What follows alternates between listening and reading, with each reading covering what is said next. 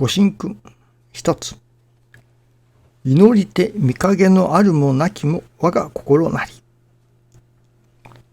火の車作る大工はなけれども、己が作りて己が乗るなり。何事も素直心の一つにて、雲の上まで登る道あり。祈れども難儀は続く。じっと自らの心を見つめる。そこには楽になれない元が潜んでいた。我ながら愕然とするほどのものが。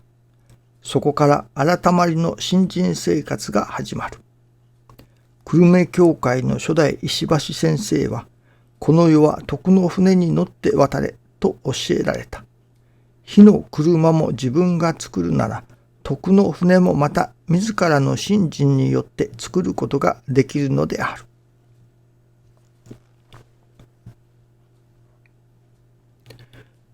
徳の車。徳とは神様のご信用と教えてくださいます。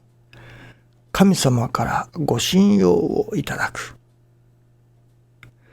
神様からご信用をいただくためには、神様から嫌われるようなことをしたのでは、とても信用してもらえるとは思いませんね。もっとも、私はあの人は嫌いだ。でもあの人を信用できる。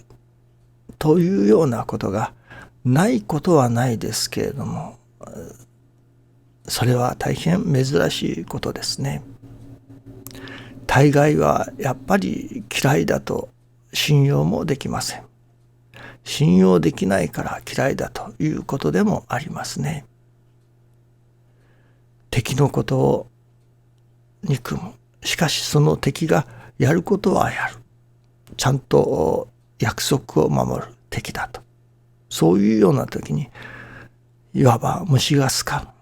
嫌いだ。だけれども、あの人はしっかりしている。ちゃんとする。といったようなことがないこともないですけれども、大変珍しいことですね。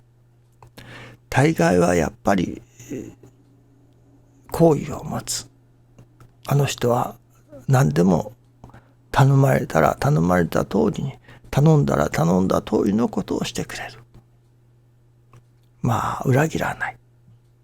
といったような信用ができる。というのが普通ですね。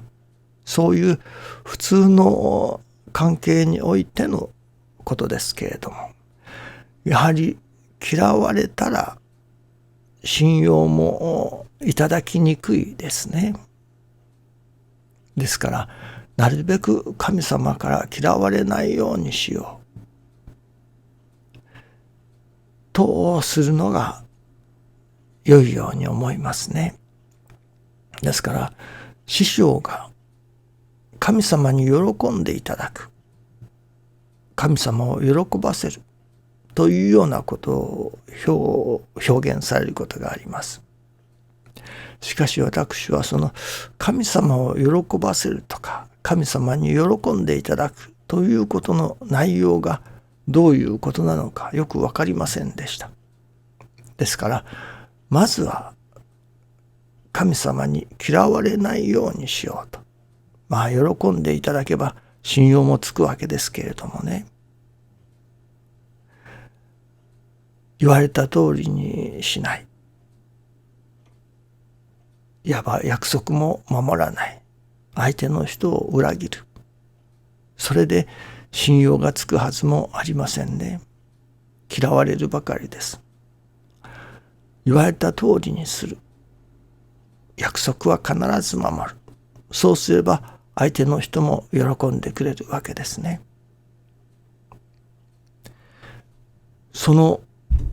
どうしたら相手の人を、神様を喜ばせることができるか、神様に喜んでいただけれるか、それがなかなかわかりませんでした。今朝やっとそのことの一つでしょうけれども、分からせられたことがあります。それは、悲しませる。悲しませるという行為。こういうことをしたら神様が悲しまれるだろうなということが一つ分かったからです。その悲しませることの反対をすれば喜んでくださることになるわけでしょうからね。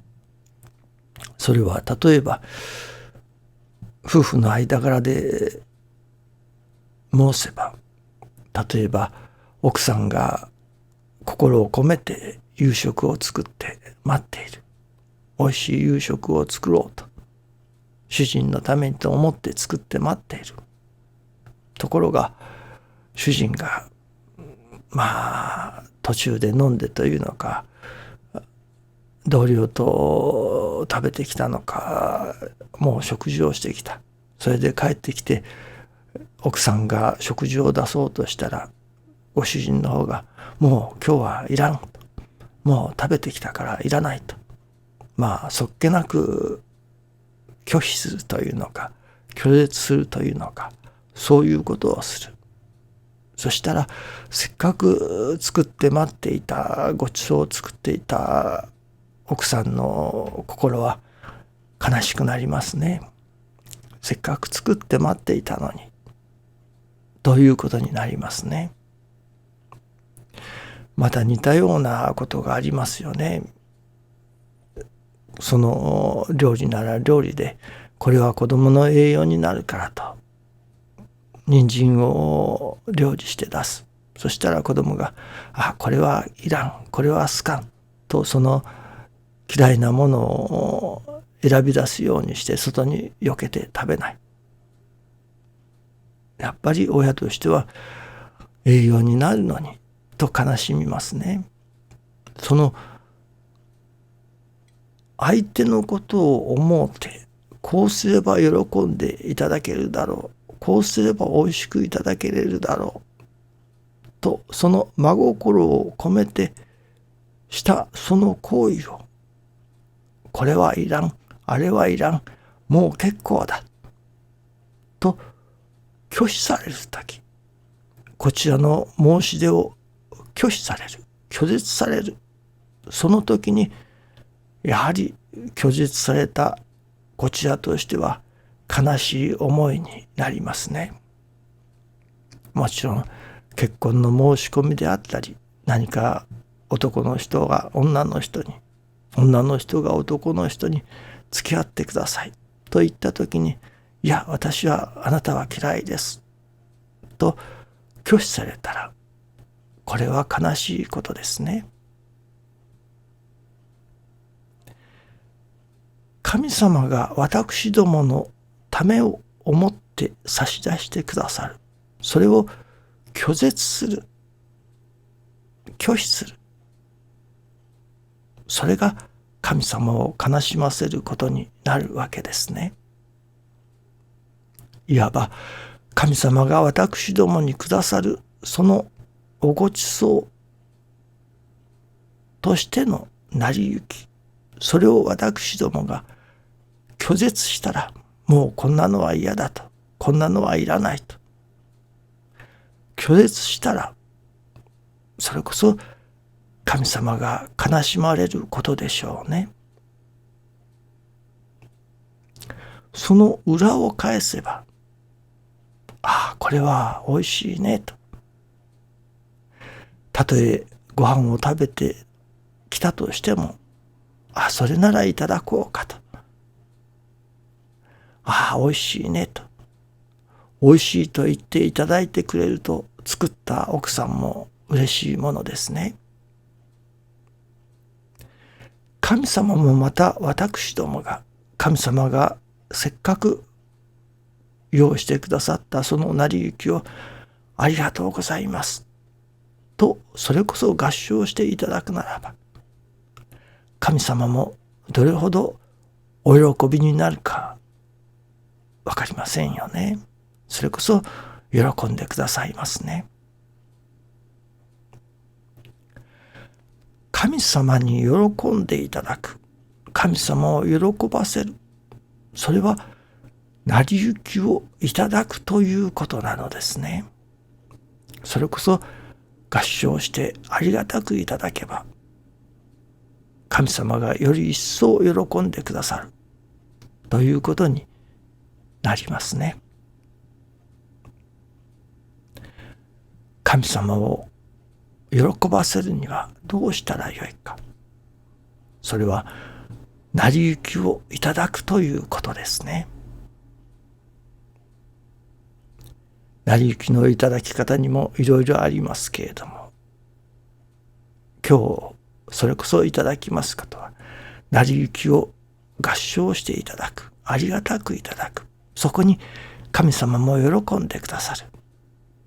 私どもも喜びであれば、神様も喜んでくださる。まさに一石二鳥ということになりますね。何のために成り行きをいただくのか。神様に喜んでいただくために、神様を喜ばせるために成り行きをいただくといういただき方もあるということですね。どうぞよろしくお願いいたします。ありがとうございます。